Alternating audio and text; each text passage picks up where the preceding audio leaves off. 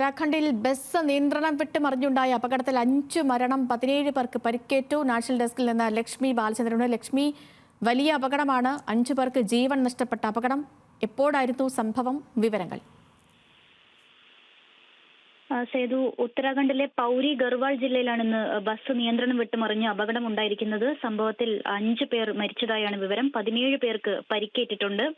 22 യാത്രക്കാരുമായി ശ്രീനഗറിലേക്ക് പോവുകയായിരുന്ന ബസ്സാണ് അപകടത്തിൽപ്പെട്ടത്. പൗരി ബസ് സ്റ്റാൻഡിൽ നിന്നും കേന്ദ്രീയ വിദ്യാലയം വഴി ശ്രീനഗറിലേക്ക് പോവുകയായിരുന്ന മിനി ബസ് നിയന്ത്രണം വിട്ട് കുഴിയിലേക്ക് മറിയായിരുന്നു. ഏകദേശം 100 മീറ്ററുടെ താഴ്ചയിലേക്ക് ബസ് മറിഞ്ഞാണ് അപകടം ഉണ്ടായിരിക്കുന്നത്. ഇന്ന് വൈകുന്നേരം ഏകദേശം 3 മണിക്ക് ശേഷമാണ് അപകടം ഉണ്ടായതെന്നാണ് വിവരം.